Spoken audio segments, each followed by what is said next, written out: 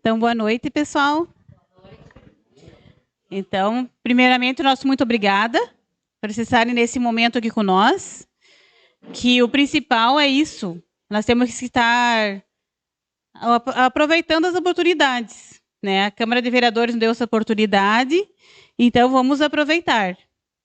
Vamos aproveitar esse momento também, um momento de conhecimento, um momento de estudos e um momento de muita aprendizagem hoje sobre a nossa cultura. Então, contamos hoje com a presença do professor, que vai dar início essa noite. Então, muito obrigada a vocês por estarem aqui hoje.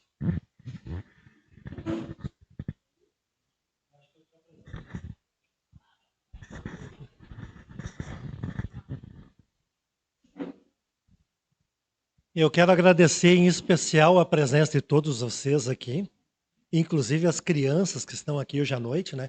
Tem cadeiras, aproveita, senta para segurar no colo mais demorado, mas tudo bem. Né? O meu nome é Ervino, eu sou produtor cultural, membro da Academia de Letras, né?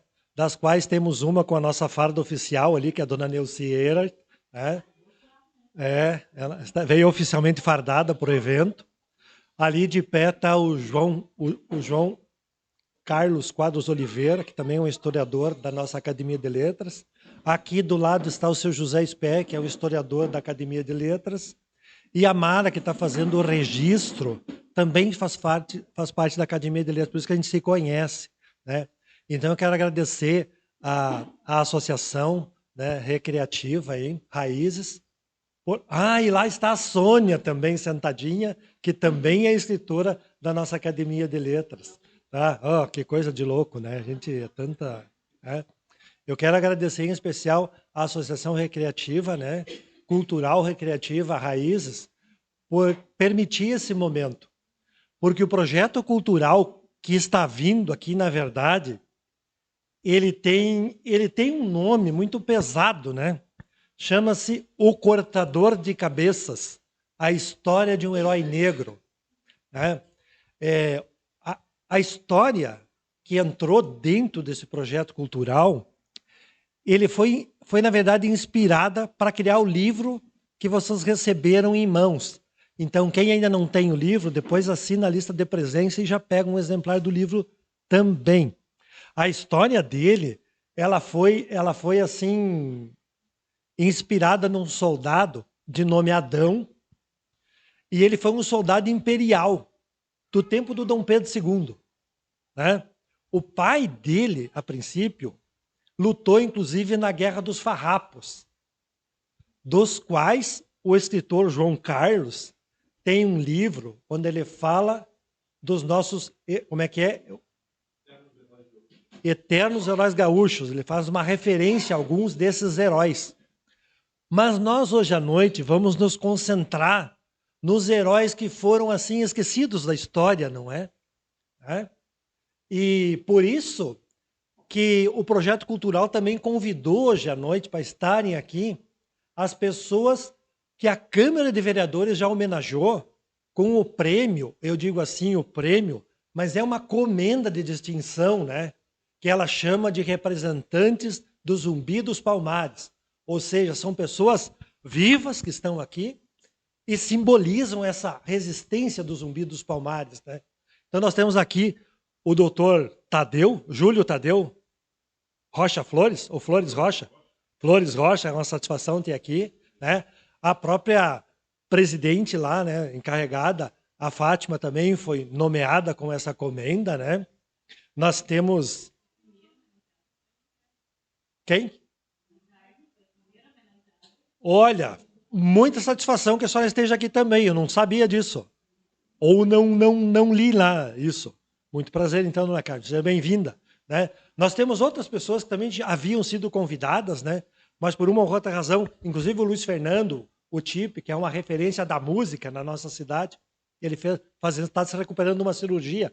Né? O professor Clóvis também não pôde estar aqui. Mas, afinal, é importante que a gente registre que para falar de um herói, nós temos que lembrar que nós temos os nossos heróis vivos do nosso lado ainda, né? As pessoas que nos representam e que podem nos servir de inspiração. Então, o projeto cultural, ele quer, na verdade, fazer o seguinte. Ele quer trazer inspiração para nós, né? E, de certa forma, que a gente possa projetar o nosso futuro e a nossa vida com base na história dessas pessoas, né? Então, depois a gente vai conversar um pouquinho sobre isso. Esse projeto cultural, então, ele nasceu do quê? De um edital da Prefeitura Municipal aqui de Carazinho, e ela tem o apoio financeiro da Lei Paulo Gustavo, do Ministério da Cultura e do Governo Federal do Brasil, que traz como lema União e Reconstrução, né? Então, poder falar um pouco disso, vamos ver se funciona o meu avanço aqui, poder ter essa roda de conversa, na verdade nós vamos ser bem breves, depois o professor Sperry vai explicar um pouquinho da história, e daí nós queremos também ouvir e conversar um pouco com vocês, e conversar com esses representantes que aqui estão, né? O projeto Cortador de Cabeça, então, eu disse, a inspiração dele é a história de um herói negro, né? E ela tem uma agenda. Já foram realizadas aí 5 encontros, 5 ações de incentivo à leitura. E essa aqui é uma ação diferente. É uma ação para conversar um pouco sobre isso, tá? É isso que a gente vai tentar mostrar aqui. O meu trabalho enquanto produtor cultural e escritor, eu produzi um livro 7 Dias, que é um livro que fala sobre a violência doméstica, foi fruto de um outro projeto cultural. Construindo Círculos de Prosperidade é um livro de autoajuda, né, um pouco do que aconteceu comigo durante a vida, né? Morte Justa, o terceiro livro, é um livro que trata das questões de pessoas que morreram. Ele traz 4 contos baseados em fatos reais sobre famílias que enfrentaram a morte. E o que isso trouxe de consequência para elas. E, por fim, na semana passada, nós finalizamos um projeto cultural que era da Academia Caraziense de Letras, onde foi produzido um livro chamado Antologia 2023, Carazinho em Palavras. Então, esse livro também está sendo distribuído gratuitamente, tá? Para todo mundo. Porque uma das questões do projeto cultural é a gente poder entregar os livros de graça, né? Este, especialmente, o Cortador de Cabeças, é a figura do nosso herói, desse soldado imperial, então, que representa um pouco a etnia negra, né? E aqui o que acontece? Essa história ela começa aqui, ó, nesse prédio. Chama-se Hotel Liberal, numa foto de 1931. Quem não está acostumado com esse prédio, ele fica perpendicular ao edifício Belauxen, bem na frente da Gare ali. Se vocês entrar na Gare e olhar para a esquerda, o prédio está lá.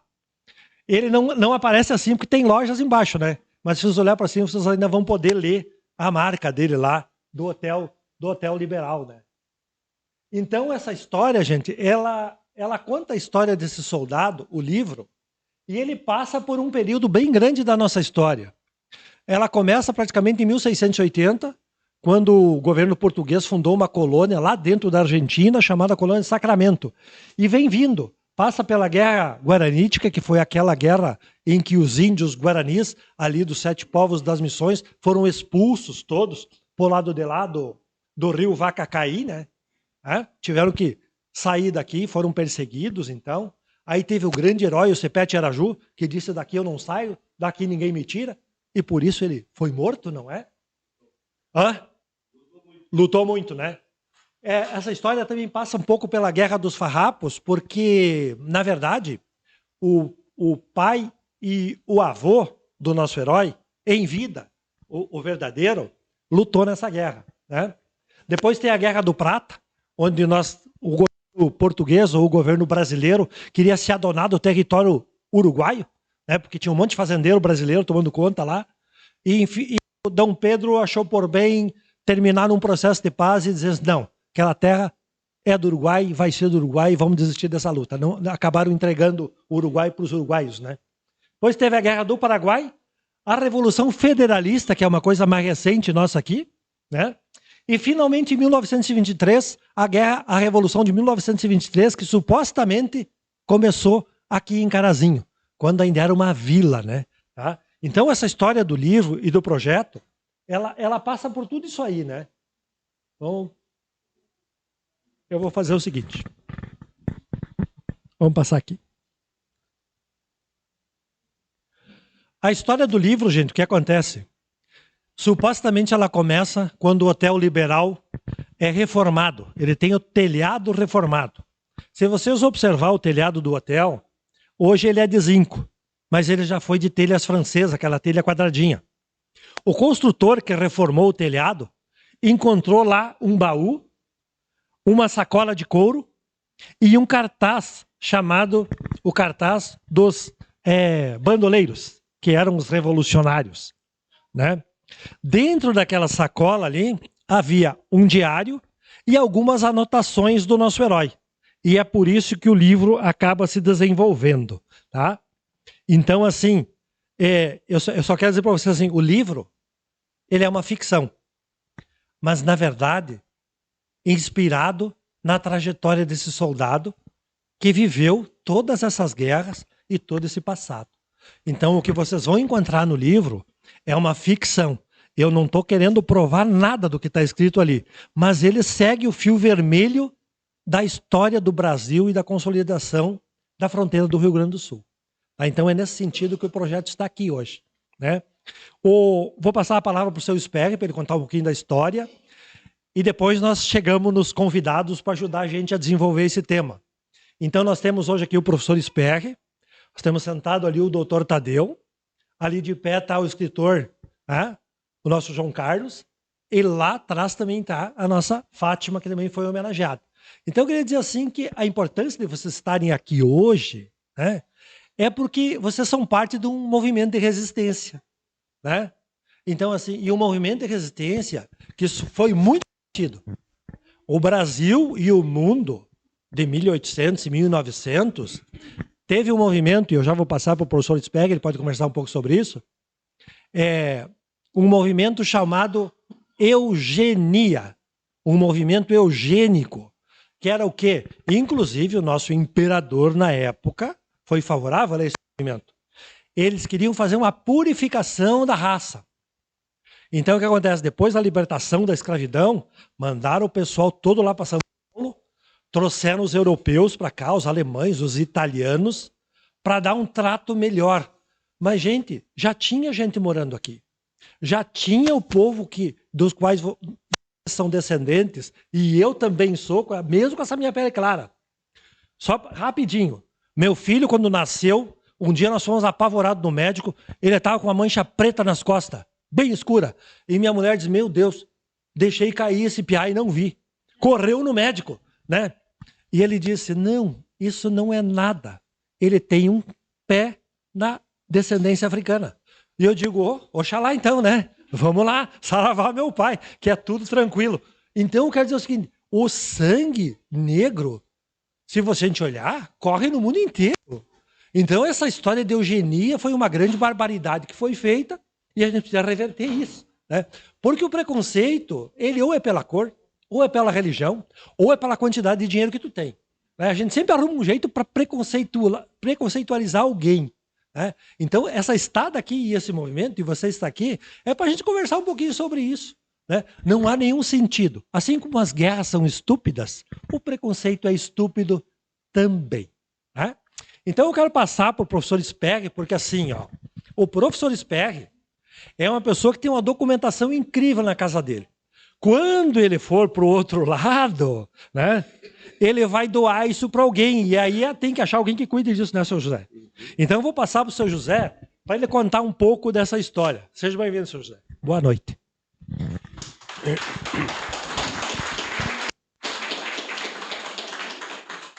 Então, meu boa noite a todos. Parece que 2 chegaram atrasados, se quiserem fazer o lanchinho lá naquele canto lá, tá? Começando então assim, ó. Os negros atualmente no Brasil sofrem com o problema da discriminação racial. Discriminar uma pessoa negra é infringir leis ou a Constituição brasileira, tá? Gente, começando então assim, ó. Eu posso dizer para vocês que eu estive lá em Palmares, onde o Zumbi morou. Hoje está tudo, refizeram tudo aquilo lá, está muito bonito, tá? Eu fui com uma turma de professores dali de Não Me Toque, muito legal. A presença negra no Rio Grande do Sul. Então, ali, ó. O negro é também um dos formadores do povo sul-rio-grandense, assim como foi do país, tá? Participou da fundação da Colônia do Sacramento em 1680, perto de Montevidéu. Ó, 1680.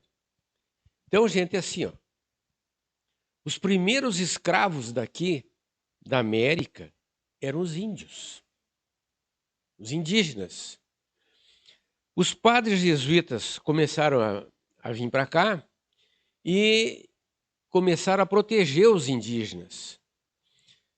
Só que chegou num período que os padres jesuítas foram perseguidos pelos espanhóis e pelos portugueses e foram expulsos daqui e tiveram que ir embora, tá? E até morreram, mataram uns e foram embora daqui, tá? Assim começou, então, a vinda dos negros. Os negros começaram a vir como escravos. A escravidão, naquela época, foi uma coisa violenta que o pessoal sofreu muito com essa vinda de lá para cá. Só que vocês devem saber também que lá na África tinha negros que caçavam negros para mandar para cá. Tá? Gente, essa história é muito triste da gente contar para vocês. Encontramos negros na Guerra Guaranítica, em 1750, e nos conflitos de fronteiras com os espanhóis no Prata, na década de 1770. Virou a folha lá, Ervino? Tá. Daí vem a história das charqueadas. Charqueada, charque, charqueador. O charque era mandado para onde, gente? O charque, feito, todo mundo sabe, né? Como é que é feito o charque. Tiro da reza, aquele pedaço de carne ali, salgam, deixam pendurado um tempo lá, depois aquilo vai ir embora lá para cima para sustentar o pessoal lá de cima, das minas, em Minas Gerais, do café, do açúcar, aquela região ali. E aí começou as tropas de mulas a sair daqui da Colônia do Sacramento também, subir e levar esses produtos lá para cima. Tá?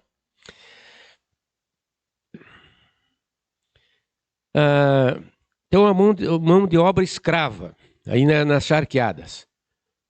Nessa das charqueadas aí, nós temos aqui a barbárie das charqueadas. Tá? A barbárie das charqueadas tem bastante história e tem charqueadas, ó, se vocês quiserem passear, vão a Pelotas, na charqueada Santa Rita, que eu fui lá, e na São João, tá? Ali vocês vão conhecer bastante coisa. Eu tenho um monte de jornais aqui dentro sobre essa história aí.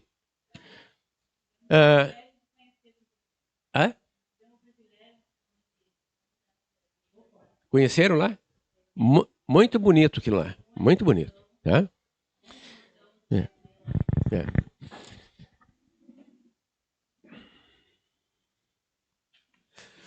Então, o progresso dessa região ali de Pelotas, gente, onde é que começou a chegar os primeiros negros aqui no sul? Mais ali naquela região, fundando Pelotas e Rio Grande. Por ali, os navios chegavam ali e descarregavam os negros ali. Há muitos lugares denominados quilombo em território gaúcho. Vocês sabiam disso?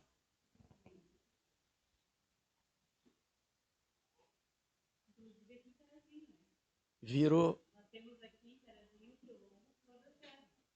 Flor da Serra.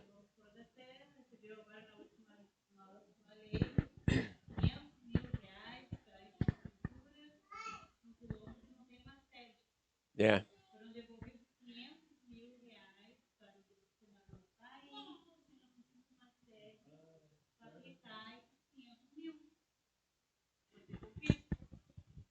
Ervino,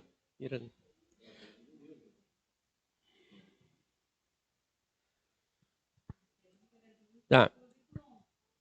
Os africanos e seus descendentes também tentaram, em maior número, através da fuga, livrar-se da escravidão. Na nossa Revolução Farroupilha, surgiram os lanceiros negros. Os lanceiros negros prometeram para eles, na Revolução Farroupilha, que quando terminasse a Revolução, se nós fôssemos vencedores, os negros seriam libertos. Tá? Só que dizem, né, saiu esse tal de massacre de Porongos aqui, dizem que houve uma traição nessa história aí, que desarmaram os negros, tá? Desarmaram os negros para vencer, para entregar. E aí houve uma desavença entre o Bento Gonçalves e o Garibaldi, tá? E o Davi Canabarro. Houve uma encrenca entre esses dois aí por causa dessa folia, tá?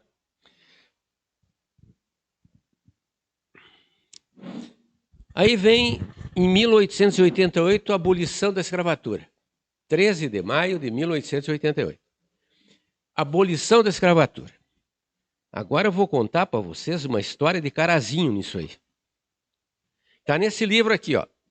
História do Rio Grande do Sul, tá? De Souza Doca.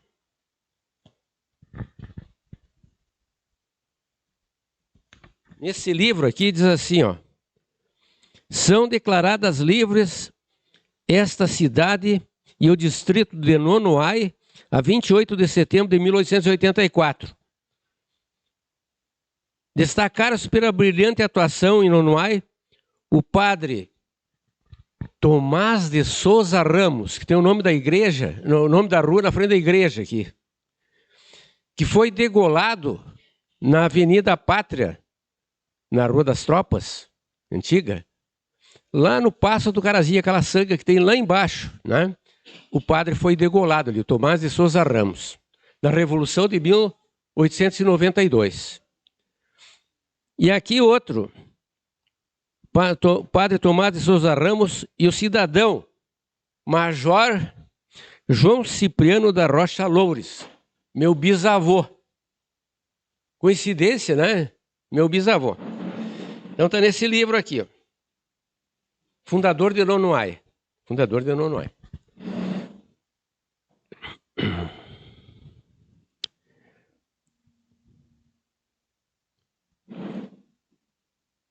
Então, assim, ó, ficou decidido que dia 20 de novembro é o Dia Nacional da Consciência Negra, né?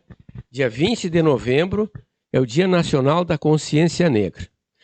Gente, se vocês pensarem um pouquinho assim, ó, pesquise, entre na internet, pesquise ali, ó, o maior número de negros no continente africano, não é isso? E o segundo maior continente com negros é a América do Sul, tá? É a América do Sul.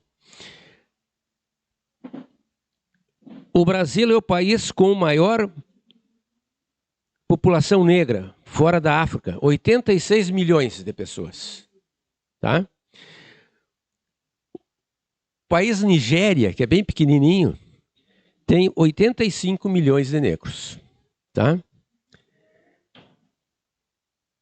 Então nós temos assim, ó, que a princesa Isabel assinou então a Lei Áurea,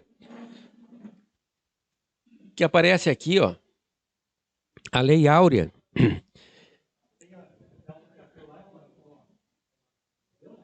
É. Passa, eu acho que na outra folha. Não. Tá. Então assim, ó, saiu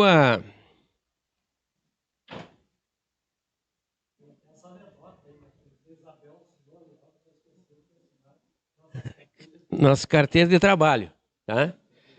Tá aqui, ó, tá nesse livro aqui, olha o livro. O Negro no Rio Grande do Sul, tá? Então, gente, eu posso dizer para vocês que nós temos assim, ó. Não sei se está na próxima ali, Ervino. Toca a próxima ali, vamos ver se está esse aqui. Não. Os negros ilustres ali, ó. Tem muito negro que ficou ilustre aqui no Brasil. Aqui aparece o Pixinguinha nesse livro, ó. Pixinguinha. Mas nós temos aqui, ó, inúmeras figuras ilustres, tá? No nosso Brasil. No Rio Grande do Sul também nós tivemos alguns negros que se destacaram, né? Por exemplo, assim, jogador de futebol. Qual é o que está vivo, que mais está aparecendo pelo Brasil inteiro aí?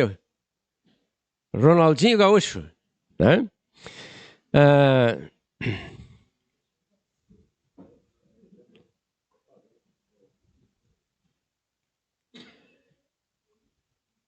Então, gente, ó, a Lei Áurea apareceu. Agora eu vou mostrar para vocês, ó, livros que contam a história do negro aqui, ó. Livros, O Escravo Gaúcho, Clóvis Moura, História do Negro Brasileiro. Esse aqui de um professor, Mário Maestre, da UPF. Esse aqui, ó, de Moacir Flores, Negros na Revolução Farroupilha. E esse aqui, ó, de um cidadão de Pinheiro Marcado, Pedro Ari Veríssimo da Fonseca. O Negro na História do Rio Grande do Sul, 1725-1879. Pedro Ari escreveu anos nos jornais. Eu tenho aqui uns quantos jornais dele, ó, que ele escreveu. Colunas semanais que ele escrevia no jornal. Pedro Ari Veríssimo da Fonseca, de Pinheiro Marcado, se vocês soubessem que ele era neto da dona Carolina Sampaio de Quadros. Esse ano, eu passei para minha colega Mara a primeira escritura de terra da região do Planalto Médio do Rio Grande do Sul, do Rodrigo Félix Martins, de 1824, ele chegou em Pinheiro Marcado. Primeira escritura, porque esse ano está fazendo 200 anos, eu passei para a Mara publicar isso aí, tá? Gente, vocês não fazem ideia do que está escrito nesse livro aqui, num outro livro do Pedro Ari Veríssimo da Fonseca. Ele escreveu uns 8 ou 9 livros sobre a nossa região e Infelizmente, os nossos políticos não colocaram uma rua com o nome dele em Carazinho. Carazinhense. Vocês vão lá no Hospital de Olhos, em Passo Fundo, bloco cirúrgico, principal sala, Pedro Ari Veríssimo da Fonseca, ele já é falecido, né? Instituto Histórico de Passo Fundo, a sala principal do Instituto Histórico, prédio que foi doado por um médico lá de Passo Fundo, tá? Dr. Carlos Madaloso. O nome, a sala principal, Pedro Ari Veríssimo da Fonseca. Gente, ele conta aqui, ó, e aqui nesse outro livro aqui, ó, do Euclésio de Bortoli de Colorado. Euclésio de Bortoli de Colorado. Se vocês saem de Não Me Toque e vão para Vitor Greff, do lado esquerdo tem Linha Carolina. Carolina Sampaio de Quadros. A dona Carolina tinha terra ali no Pinheiro Marcado. Quando ela morreu, os negros levaram o caixão dela. Tá? Ela era boa demais para os seus escravos. Ela doou quase 20 quadras de campos entre Pinheiro Marcado e Santa Bárbara para os negros dela. Ela doou num lugar chamado Abissínia, lá em Colorado. Abissínia, ela doou 20 quadras de campos para os negros dela, lá em Colorado. Tá? Dona Carolina Sampaio de Quadros. Então, gente, ó, os negros aqui na nossa região, a maioria deles, tem o sobrenome de quem era o patrão deles. Quadros, Sampaio, Martins. Tá? Se vocês olharem, eles adotaram o sobrenome de quem era o seu patrão. Não sofreram, aqui na nossa região, os negros não sofreram tanto como em outros locais por aí. Aqui eles foram bem tratados. Tá? Eu gostaria assim, de tocar num assunto para vocês, assim, ó, que quando vocês forem a Colorado, procurem saber disso aí. Né? Nós temos aqui na nossa região, gente, ó, Pinheiro Marcado, o túmulo mais antigo da região do Planalto Médio do Rio Grande do Sul, inteiro. O cara nasceu, se não me engano, em 1808, tá? E tá lá o túmulo com uma laje, um granito branco escrito lá, a história deles. Abandonado, aquele túmulo caindo os pedaços, tá? Que eu acho que a prefeitura tinha que pegar e assumir e ir lá e reformar aquele túmulo. Túmulo mais antigo da região do Planalto Médio do Rio Grande do Sul. Está lá, em Pinheiro Marcado. Então, gente, ó, eu agradeço a vocês por esse espaço, por essa oportunidade de conversar sobre a raça negra, sobre o auxílio que vocês concederam e deram para a nossa região. Tá? O progresso da nossa região muito se deve ao trabalho do negro. Meu muito obrigado.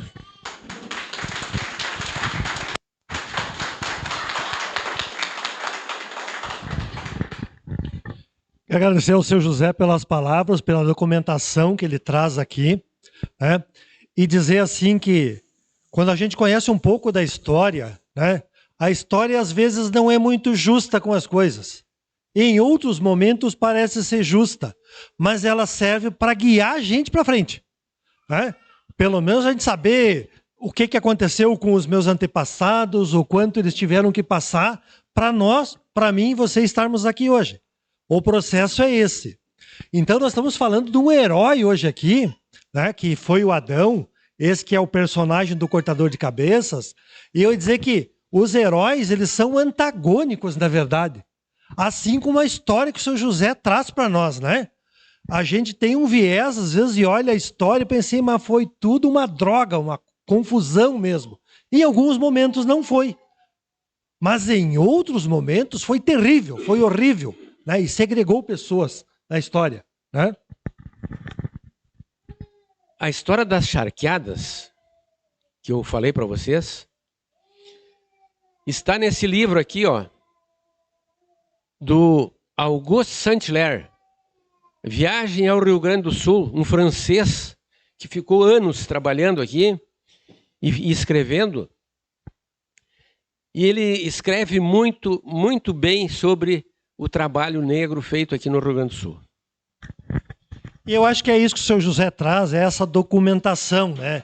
Esses fatos que nos ajudam a olhar para frente, né? E saber que não importa, né, quem eu sou, mas o que importa é por que eu estou aqui hoje.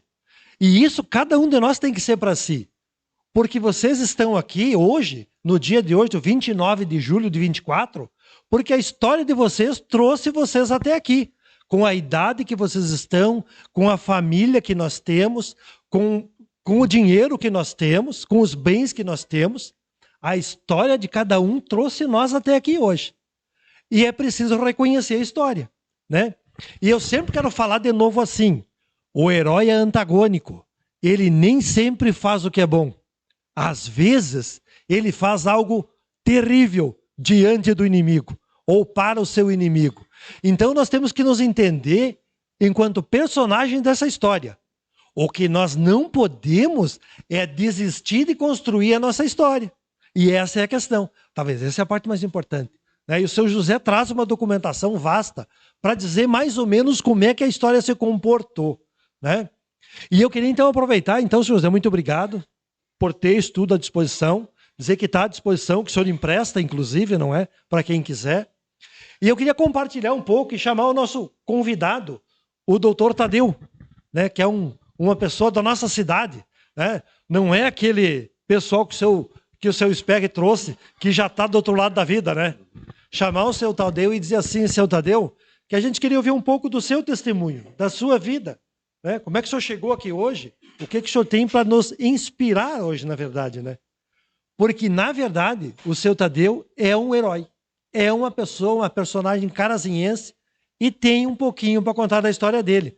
E isso falar pouquinho é pouco, né? Não, tem muito para falar. Deixar a palavra com o senhor, seu Tadeu. Tá? Tá bom, boa noite a todos. Quero primeiramente agradecer pelo convite do professor Ervino, né?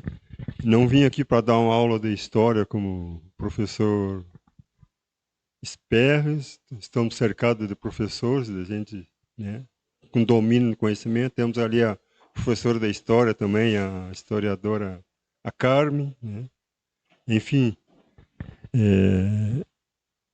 a minha ideia aqui, quando não poderia deixar de atender o convite, né?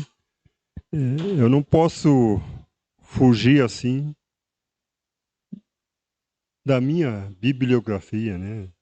Minha história de vida. Eu, na realidade, não sou natural de Carazinho, sou natural da fronteira, né? Lavras do Sul. Né? Nasci em Lavras do Sul em 1951, já estou com uns 7,13 e lá você vai um pouco, né? Sou de família humilde, né? Humilde mesmo, né? Família bastante pobre, família grande. Nós éramos 10 irmãos, né? Hoje somos em 9. Um foi assassinado brutalmente em Porto Alegre por briga de vizinho, né? Por causa de criança, tá? Isso já se passam 31 anos, né? Como eu disse, né? Meu pai era funcionário público do DAER, assalariado, né? Com esse mundo, bastante filhos, então dá para ter ideia do quanto a gente passou trabalho, né? E eu não tinha em quem me espelhar em termos de estudar. Meu pai tinha o 2º ano primário, minha mãe tinha a 4ª série primária, né? Eu não sei, eu acho que foi por obra de Deus que eu mesmo sempre, desde pequeno, né, sempre gostei de estudar, né? Só para terem uma ideia, eu entrei na escola com 8 anos. Hoje, com 8 anos, as crianças já estão no 3º ano, acho. 3º, 4º ano, né? Isso em Lavras do Sul, né? Escola pública, evidentemente, né? Me formei, concluiu até o 2º grau, né? Depois a minha vida realmente só foi melhorar, né? Em 1970, quando eu fiz concurso para brigada, né? Fui brigadiano, quase 13 anos. Antes era chapa, né? Como se chamou. Trabalhava com... vendia laranja, lustrava sapato, vendia pastel em campo de futebol, cortar grama na rua, os paralelepípedos, coisa e tal, né? Eu não tenho isso. Se eu fosse nominar tudo que eu já fiz, nós íamos ficar muito tempo aqui e eu vou roubar tempo de mais alguém, né, que vai ter que falar. Mas realmente já foi melhorar, né? Eu trabalhava numa cooperativa perto da casa de uma professora. Essa professora sempre tem uma professora por trás, né? E coincidentemente ela era muito amiga do meu pai. O marido dela era prefeito, né? E ela sabia, né, que às vezes a minha mãe fazia serviços domésticos para ela, né? Agora estou tentando me recordar o nome dessa professora, mas não me recordo. Então disse ela para mim: escuta, Tadeu, por que tu não faz concurso para brigada? Isso lá em Lavras do Sul, né? Tinha um pelotãozinho lá, tinha só um sargento Arnaud, eu nunca esqueci, foi o primeiro comandante, né? E tinha uns 2, 3 soldados lá. Aí disseram, por que não faz concurso da brigada? Vai vir, vão criar um quartel da brigada aqui em Lavras e tal, tal, tal, tal. Digo, não, tudo bem, eu vou fazer. Aí fiz o concurso, né? Mas aí entramos em 28 de agosto de 1970, nós entramos. O concurso foi, agora estaria fazendo 54 anos, foi em julho o concurso, né? Julho, 54 anos atrás. Aí ali começou a deslanchar, né? E eu nunca perdi a oportunidade de fazer os vários concursos que tinha na brigada, né? Eu fiz em 70, lá, entrei como soldado, depois em 71 fiz concurso também para a Polícia Civil, não deu. Depois fico em 71 ainda fiz concurso para a Academia de Polícia Militar, que é Porto Alegre, né, para oficial. E uns amigos meus me convidaram e tal, tal. Fui. Só rodava no psicotécnico. Mas, enfim, enquanto eu estive na brigada, eu era concurseiro. Meu último concurso foi em 75. E, por coincidência, no mesmo ano eu fiz vestibular para... Eu estava em Santa Maria, né? Fiz vestibular para veterinária na UFSM lá. Aí passei. Tipo, e agora? E esperando o resultado do concurso para sargento. Aí não deu, né? Digo, bom, menos mal. Aí fiz a faculdade, enquanto eu fiz a faculdade, eu era cabo na brigada quando eu saí. Enquanto eu fiz a faculdade, eu estava na brigada, 75. Saí em 83 na brigada. Né? Como é que eu fazia para estudar? Tu imagina, pobre, né? Trabalhar, estudar. O que me possibilitou estudar mesmo, eu acho que nenhum outro serviço me possibilitaria eu fazer o que eu fiz. Né? Na iniciativa privada, jamais. Era em curso integral, né? De manhã e de tarde, e eventualmente à noite. Aí eu joqueava com os comandantes lá, né?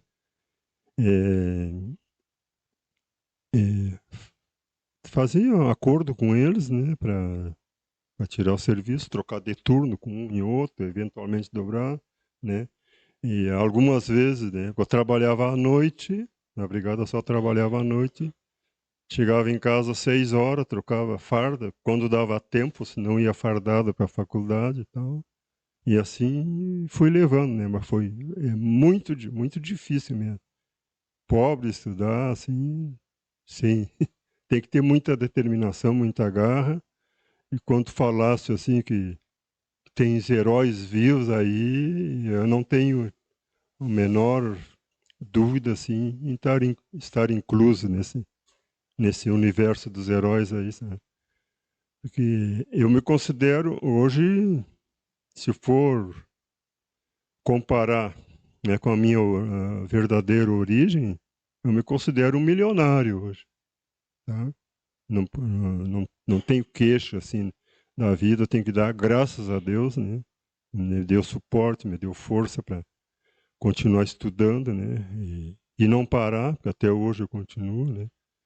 Mas enfim, então em Lavras eu fiquei até 1975, saí de Lavras. Depois, aí morei em Bagé também, trabalhei na brigada em Bagé. Aí viemos para Santa Maria, ali na brigada. Como é que eu fazia? Que tempo para estudar de dia não tinha, né? Então de noite levava o livro, o caderno, né, junto. Naquela época não tinha a tecnologia que tem hoje, né? Hoje não dá para tu fazer. Então ver um brigadiano ali com o carro parado embaixo de um poste de luz estudando e o motorista fora, todo lado ali estudando, né? Hoje em dia não dá para fazer isso, mas muitas vezes eu fiz. Quando ia para o serviço, eu levava os cadernos, né, os rascunhos, o resumo, deixava no porta-luva da caminhonete ali e tal, e levava escondido, né? Porque naquela época eu servia bem no forte da ditadura, né? Então tu tinha que, né? Foi nos anos 70, quem não viveu essa época aí, tomara que nunca ninguém viva, né? E eu era bem conceituado assim dentro da brigada, era bem quisto, né? A gente notava que tinha uns superiores que dificultavam por questão de ciúmes, e até mesmo colegas, né?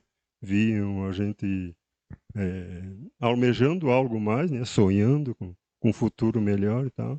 Então dificultava. Só para vocês terem uma ideia, quando depois que eu me formei, aí saí por aí, pelo estado, procurar emprego, né? O que eu fiz? Agarrei, descobri que aqui em Carazinho tinha a Coopera, né? A cooperativa ali, a grande Coopera, bons tempos, que estavam implantando uma pecuária leiteira na região. Naquela época ali estava iniciando. Hoje o que existe de pecuária leiteira tem origem naquela época ali. Aí precisavam de veterinário para dar assistência e tal. O que eu fiz? Pedi transferência da brigada de Santa Maria para Passo Fundo. Trabalhei em Passo Fundo. Eu morava em Carazinho e trabalhei em Passo Fundo. Aí pedi transferência para Passo Fundo. Trabalhei quase um ano, né? Aí fui gozando a licença-prêmio que eu tinha, que eu já tinha passado de 10 anos de serviço, fui gozando a licença-prêmio e joqueando ali. Ainda tem dois meses de licença-prêmio em haver, que eu não aguentei, né? Tava a injeção de saco, tava demais. Aí deixei, digo, não, me manda embora de uma vez. Né? Como é que eu fazia? Trabalhava na cooperativa aqui e, paralelamente, trabalhava na brigada. Entende? Às vezes, saía daqui às 6 horas, né? Tinha que pegar o serviço lá às 6 horas. Aí telefonava, ó, segura um pouquinho que eu segura, que eu tô chegando. Então, trabalhava de dia aqui e de noite lá, até completar o tempo e depois sair, né? Mas eu não tenho assim apesar de tudo, mágoas assim com relação ao que passei assim dentro da brigada, porque foi onde eu consegui estudar, né? Então, hoje eu estou aqui, vim em 80 para cá, 44 anos já de Carazinho. Já sou mais caraziense do que lavrense, né? Mas, porém, não esqueço assim as minhas origens. Né? Aí vim trabalhando na cooperativa, depois a cooperativa foi à falência, né? Trabalhei 11 anos na cooperativa. E assim, pessoal, é bem difícil mesmo, não foi fácil. Quem vê a gente assim, pensa que tudo que reluz é ouro, não, mas não é bem assim, não, né? Então, eu agradeço então, o convite, né? Hoje eu procuro sempre me manter ativo, o pessoal que me conhece aí, me conhece de rua aí, né? E agradeço ali a presença do ex-colega ali, né? O Tenente Costa está aí, né? Alguma coisa ele sabe como é que funciona assim dentro da brigada, né? Então, era esse o recado que eu tinha a dar, né? Agradeço pela oportunidade. Além de médico veterinário, né? Eu sou professor de arte marcial, que pratico há 42 anos, né? Faz 37 anos que eu dou aula, né? Aqui no colégio. Já dei aula no colégio La Salle, né? A gente prioriza sempre estabelecimentos educandários ali, né? E agora estou há 18 anos aqui no colégio Aparecido. Né? Por isso que eu até cheguei, eu digo, eu queria ter vindo antes, né? Mas gosto muito de caminhar, andar pela rua, correr. Tá bom? Alguém tem alguma pergunta e tal? Se tiver alguma pergunta a respeito. Tadeu foi meu coleguinha na Coopera. Foi meu coleguinha na Coopera e foi contemplado com uma viagem para os Estados Unidos. Tá? Foi contemplado com uma viagem para os Estados Unidos no tempo da Coopera. Não, exatamente, foi viagem de estudos, né? Na época, nós fizemos visitas a cabanhas leiteiras lá nos Estados Unidos. Fomos lá por quatro estados a gente visitou, né? os rebanhos leiteiros. Isso foi em 90, não, em 85, 86, se não me engano. Tá? Dado o recadinho. Se ninguém tem mais alguma pergunta, né? Então...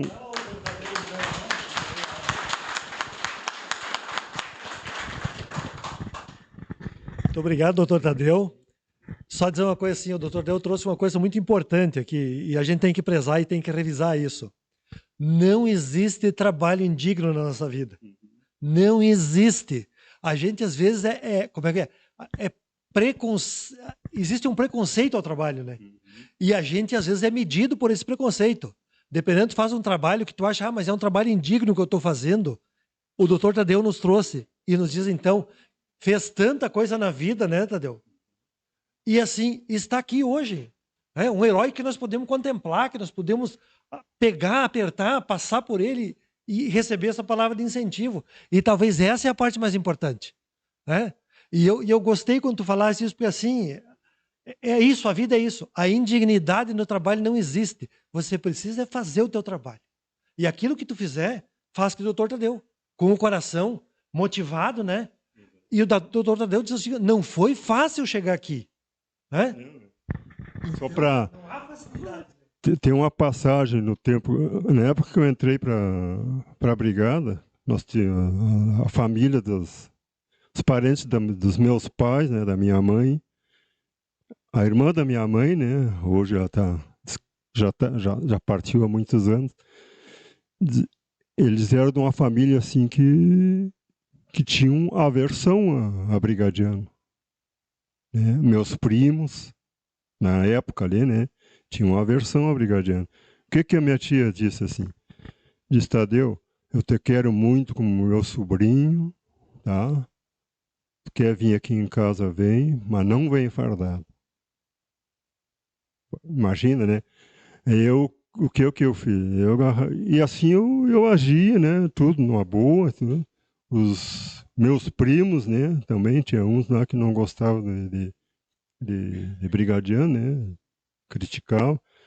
E eles estiveram passando em determinado momento por dificuldade, né? E eu ajudei ela, dava. Ela me pedia, disse, sobrinho, tem um troquinho para dar para tia ali? Fazia, tinha, agarrava e dava para ela, né? Porque eles, em determinado momento, eles passaram por dificuldade. E eu ajudei no que pude, né? E deixa eu ver qual é. Tem uma outra passagem também. Caminhos do Destino. Hoje, esses meus primos, minhas primas, são casados com brigadiano, estão muito bem. Ela tem 2 filhos. Deixa eu ver. 2 filhos brigadiano. Um é tenente aposentado, mora em Caçapava, né? E o outro é sargento aposentado, né? E as filhas, tem 2 filhas casadas com brigadiano. Imagina. Né?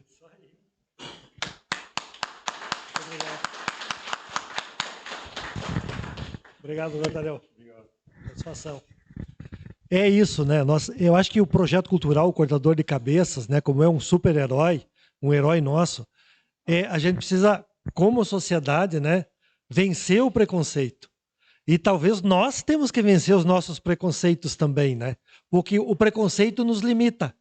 Quer queira, quer não queira, ele vai limitar a gente. E o doutor Tadeu trouxe esse exemplo aqui, né?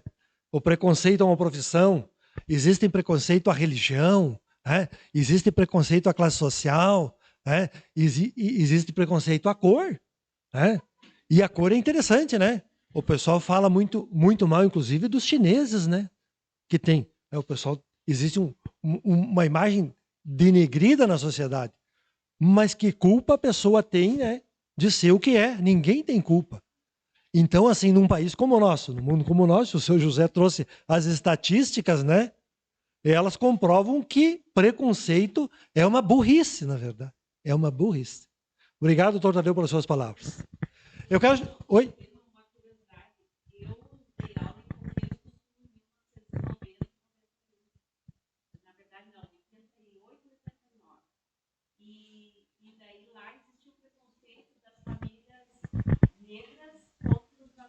Era o contrário, né? Não era preconceito contra os negros, ao contrário, os negros que tinham preconceito da comunidade que era de origem. Professor, a Sônia está trazendo a questão do conceito.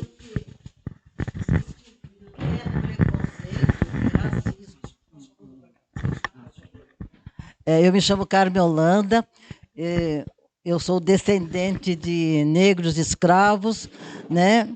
O meu avô e a minha avó vieram para o Brasil como mão de obra, para o Rio Grande do Sul, em Passo Fundo, e os meus pais vieram para Carazinho. Então, a contribuição, sabe, da chamada libertação dos escravos, né? Eu acompanhei.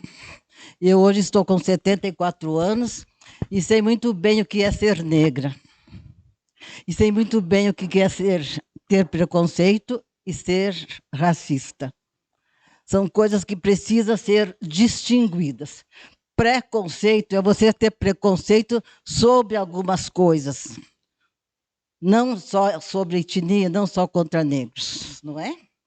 Mas racismo é contra a raça. Ainda que toda raça seja todas oriundas de um continente chamado África. Ainda que cada um, brancos, negros, índios, tenha um pouquinho, sabe, do sangue negro. Porque todos têm um pezinho lá na senzala. Porque quando os brancos se deitaram com as negras, né, a raça, até a quinta geração, aparece o sangue. O DNA está ali. Não é? Então, a gente precisa muito, muito ter essa condição. Eu sou ex-moradora de rua. Né? As oportunidades nunca serão as mesmas. Eu sou socióloga. A primeira socióloga chegada em Carazinho fui eu. Até os dias de hoje, eu não tive trabalho com carteira social registrada bonitinha. Sou chamada para fazer falas, palavras para cá e para lá. Fui conselheira da educação em Carazinho. O primeiro parecer em Carazinho sobre a questão racial, étnico-racial, foi construída pela minha pessoa. Hoje a gente conhece toda a história vivida, sabe, nos livros que o professor nos traz e nos conta, sabe? É como que voltasse ao choro. Chorar novamente, porque o negro é só lembrado no choro. Ao nos apresentarmos numa fala, nós precisamos saber de onde a gente veio, quem somos. E quando somos apresentados, também temos que dizer de onde viemos. A história vivida, chorada, mal escrita, que muitas vezes não é isso. As minhas memórias são conhecidas pelos meus ouvidos merecedores, contadas pelo meu avô e minha avó, são muito diferentes. Então, nós negros, por mais que estudemos, por mais que a gente carregue uma bagagem histórica nos nossos ombros, iremos carregar para sempre. As oportunidades, professor Tadeu, a gente tem, doutor Tadeu, desculpa, são muito poucas. Vencer o preconceito, hoje a gente se abraça, né, professor Nelci? Né? Eu e a professora Nelci fizemos magistério juntos. Mas olha a oportunidade da professora Nelci, enquanto descendente de alemã, e olha as oportunidades de uma Carmen Holanda, descendente de negros e índios. Então, precisamos sim contar a história de Carazinho, como ela é realmente, como ela se dá, com aqueles oriundos realmente nascidos nessa terra, com todas as suas dores. Mas falar hoje, em 1924, em 2024, da nossa contribuição. Eu costumo sempre dizer, para construir uma cidade, Para construir culturalmente o povo, é preciso que tenhamos memórias indígenas, primeiramente, negras, segundo, e brancas. E para construir um novo tempo e uma nova história, é preciso trazer, sim, todos nós, venham com os índios com suas amarelas mãos, os negros com as suas negras mãos, e os brancos com suas brancas mãos. Todos de mãos dadas, construindo a verdadeira e nova história para Carazinho, para o Rio Grande do Sul, para esse Brasil.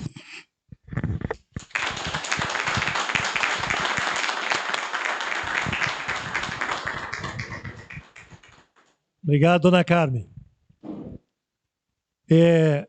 A importância desse encontro hoje e a proposta da roda de conversa do projeto é justamente isso também.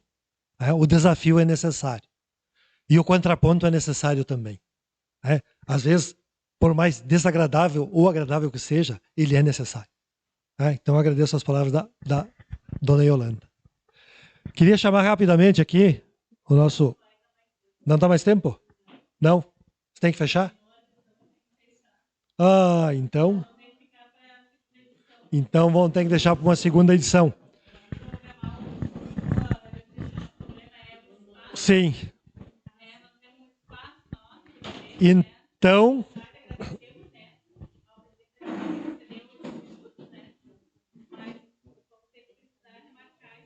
Obrigado, então, a todos, que estiveram aqui. Vamos pensar num segundo passo para isso aqui. Mas assim, tem que se pensar no segundo passo, então, a continuidade. Não, diga que tu vai doar. Era a minha vez de falar, mas não tem mais tempo. Então eu quero fazer a doação para o pessoal aí das Raízes, de 2 livros. 2 livros, Eternos Heróis Gaúchos. Quem é a responsável? É a Carmen? Esse aí, para a biblioteca de vocês, Esse aí fala dos heróis verdadeiros, Aqueles que lutaram sempre, Então não tem mais tempo, acabou? Não tem mais tempo. Tá bom. Beleza.